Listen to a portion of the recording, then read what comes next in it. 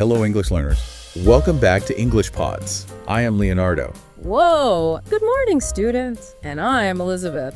Today, we are diving into something a little different, like really different. Different good or different, Oh, definitely different good. Today, we are exploring an essential topic for anyone looking to excel in English.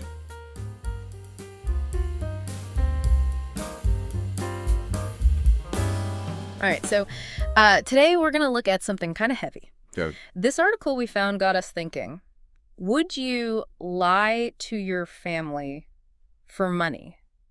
Like really deceive them just for financial gain? It's a tough question, you know? And it makes you think about what we really value. Yeah, it is a really interesting question. I mean, it seems so simple at first, right? Right. Most people would say, no way. But this article does a good job of, exploring those gray areas. Right. You know, those situations where it's not so clear. Yeah, exactly. And that's what we want to unpack today. Okay. It's not about judging anybody. Right. It's more about, trying to understand why someone might make that choice. Yeah. You know, maybe you're dealing with money problems yourself, or maybe you're just curious about, the psychology behind it all. Whatever the reason you're here, we're going to explore those motivations, the impact, Yeah. and then the ethical questions around all this. For sure. One thing that really struck me was how the article talked about that internal battle. Yeah. You know, it lays out those three main reasons why someone would lie to their family for money: financial pressure, Okay. greed or ambition, and then fear and coercion. Okay. And it's almost like these forces are pulling someone in different directions. It's like a tug of war in your head. Exactly. So let's start with that financial pressure. Okay. The article talks about people being in really tough situations. Right. You know, stuff that most of us can't even imagine. Yeah, imagine having huge medical bills and your job's shaky and you might lose your home. Oh, wow. In those moments, it's like the line between right and wrong starts to get blurry. Yeah. It's not even about morals anymore. It's about survival. Right. You start to rationalize it. It's just this wants to get through this. But the article makes it clear that even little lies can snowball. Oh, yeah, that's so important. That first lie often leads to more lies to cover it up. Right. And before you know it, you're trapped. Wow. Yeah, it's like a web. It is. And it's not always desperation either. The article talks about greed and ambition. Okay. This is interesting to me because it's not about needing the money. It's about wanting it, wanting more, more than what you have. People start justifying it like, I deserve this or I'll fix it later. And that's where it gets slippery. Yeah. You start comparing yourself to others, wanting what they have. And that money seems like the answer. Right.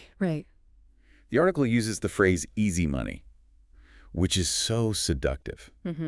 It makes you think there are no consequences, like no hard work needed. Yeah, it's like that saying, if it sounds too good to be true, Right. it probably is. Exactly. In this case, it's that quick cash. Yeah. But it might cost you your family's trust. Yeah, your integrity. And that leads to the third thing, that fear and coercion. Right. This one's more complex because it's external pressure. Yeah. Like someone forcing you to lie or threatening you. So it's not even really about the money. Not always. It's about protecting yourself or your family. Exactly. The article talks about people being threatened with violence or blackmail. Wow. So in those cases, lying might feel like the only way out. Like the lesser of two evils. Yeah. But even then, the article asks, when does protecting your family become betraying their trust? Yeah, that's deep. Okay, so we've looked at some reasons why someone might lie to their family for money. We've seen how finances, greed, and fear can make things blurry. Right. But the big question is, what happens next? Yeah. What are the consequences? Well, the article doesn't hold back. It says that lying to your family can be devastating. Yeah. It can hurt the person who lied and the whole family. This is where it gets serious. Yeah. We all know trust is important, Right. especially in families. Absolutely. And the article goes beyond just saying trust is lost. Yeah. It explains how that betrayal plays out, how it breaks the foundation of those relationships.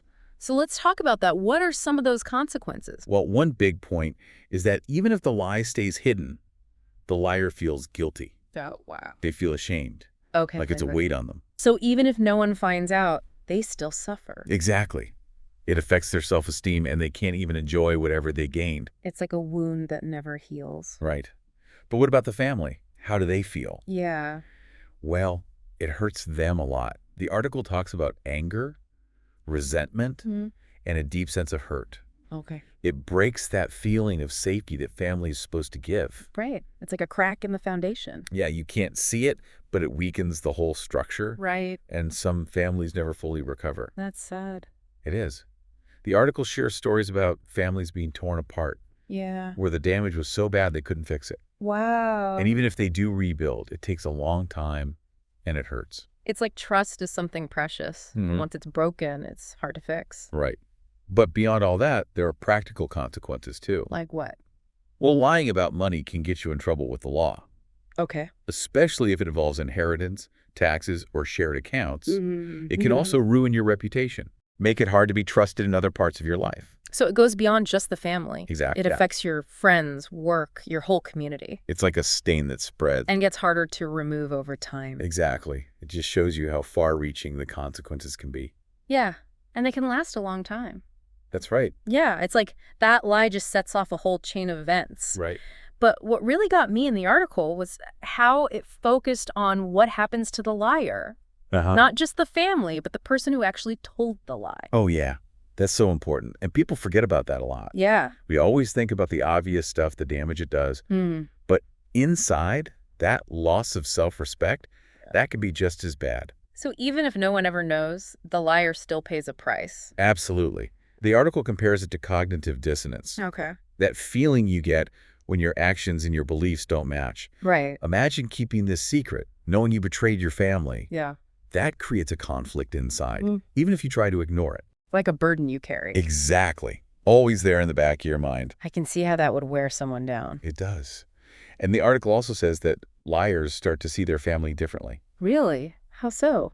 Well, it's like to justify what they did, they start thinking their family is naive.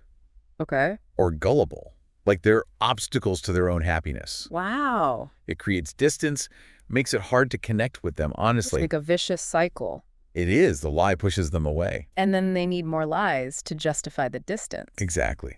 And we can't forget about the family who was lied to. Right. They had their own scars, too. We talked about the anger and hurt, but the article goes deeper into how it affects their sense of self. Right. Being betrayed by someone you love can really mess you up. It makes you question everything. It does. Your judgment, your ability to trust. Yeah. The article uses the phrase shattered reality. Wow. Yeah. It's like your whole world is flipped upside down. It makes you wonder, can you ever come back from that? That's the big question. And the article offers some hope, but it's not easy. Okay. It talks about the liar taking responsibility, really owning what they did, and trying to make things right. So it's more than just saying sorry. It is. It's about acknowledging the pain they cause and taking action to fix it. Okay, so what could that look like? Well, the article mentions therapy for the individual and the family. Okay. It gives everyone a safe place to talk, work through emotions, Right. and start rebuilding trust. But it takes time, patience, and forgiveness. It's not a quick fix. No. The article says healing from this takes effort from everyone. Yeah. But it also acknowledges that some families never fully heal. That's tough. It is. Yeah. Sometimes the damage is just too deep. Right. That's why it's so important to think about all of this before even considering lying. You have to weigh what you might gain against what you could lose. Exactly. And understand that you could lose a lot more than you think. The article compares easy money to a siren's call. Oh, wow. Yeah. It lures you in, but then leads to destruction. That's a great way to put it. It's easy to get caught up in what that money could do for you. Right. And forget about the consequences. But the article also offers a different way to look at things. Okay, how so? It talks about building a life based on integrity, where your relationships and reputation are what matters most. So it's about changing your perspective. Exactly. Realizing that true wealth isn't just about money. Right.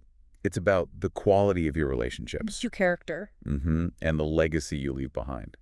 It's about asking yourself, what do I want to be remembered for? That's a great question. A quick buck or a life of honesty and integrity? Those are the important things to think about. So if someone's listening and they're facing this right now, what advice would you give them? Well, the article has some good tips. Okay. First, admit that the temptation is strong. Yeah. Don't underestimate how appealing easy money can be. Especially when you're stressed. Exactly. Be honest about how tempting it is. Right. Then remember what's important to you. Yeah. What really matters. Short-term gain or your family and your integrity. It's about priorities. It is. And if you're having trouble seeing clearly, talk to someone you trust, a therapist, a mentor, a friend. Yeah, sometimes you need an outside perspective. You do. And don't be afraid to look for other solutions. Okay. If you're having money problems, there's help out there. Right. There are organizations that can help you. You're not alone. Exactly. And even though it might be hard, talk to your family. Yeah. Be honest about your struggles. Okay. They might surprise you with their support. Right. It's about remembering that family can be your biggest support. They can. And lastly, if you're really tempted to lie, the article says, picture the consequences. Okay. Imagine the hurt you could cause, the damage, the regret. Really make it real. Right. And hopefully that will be enough to stop you. Stop you from making a choice you'll regret later. Exactly. Okay. That's what we want, to help people make good choices. Choices that match their values. Yeah. This whole thing really makes you think about the stories we tell ourselves. The article talks about how we justify our actions even when we know they're wrong. Right. It's like we make up these reasons in our heads so we don't feel so bad. Yeah, we're all storytellers in a way. Yeah. We come up with stories to explain things, to understand our motivations, and sometimes to protect ourselves. When it comes to lying, those stories can be really powerful. It's like we build up these excuses. Right. I had no choice, or it was for the best. Exactly. But the article says we need to look closer at those stories. Are they really true, or are we just kidding ourselves? That's where self-awareness comes in. Okay. The article says we got to be honest with ourselves Yeah. about why we do things, our weaknesses, and how we fool ourselves. That's not always easy. No. Yeah. But it's important if we want to make good choices. It's like looking in the mirror. Right. Sometimes you don't like what you see. But the article says facing those truths helps us grow. Makes us better people. Yeah, it helps you develop that inner voice. Okay. The one that guides you to do the right thing, even when it's hard. Like a moral compass. Exactly. The article calls it cultivating an ethical core. I like that. Yeah. But we don't have to do it alone, right? Definitely not. Yeah. The article talks about who you surround yourself with. Yeah. People who share your values, who support you, Okay. and who'll call you out if you're messing up. Like a team of good influences. Right. And it also talks about finding inspiration from others. Okay. People who chose to do the right thing even when it cost them. Like those stories give us hope. They do. They show us that integrity is possible. That it's a real choice. Exactly. And when we choose integrity, it affects others. Yeah. It creates a more honest and responsible environment. That's good for everyone. The article uses a metaphor. It says, it's like throwing pebbles in a pond. Okay. Each ripple is small, but together they make a wave. So even small acts of honesty can make a big difference. Exactly. So as we wrap up, let's go back to that question. Yeah. Would you lie to your family for money? It's a question we all have to think about. We do. It makes us look at our values, what we might lose. And remember that real wealth isn't just about money. It's about relationships and being a good person. Well said. So to everyone listening, we hope this got you thinking. Yeah. Gave you some tools to handle tough choices. And maybe even inspired you to build your own ethical core. That's what we hope for. Thanks for joining us.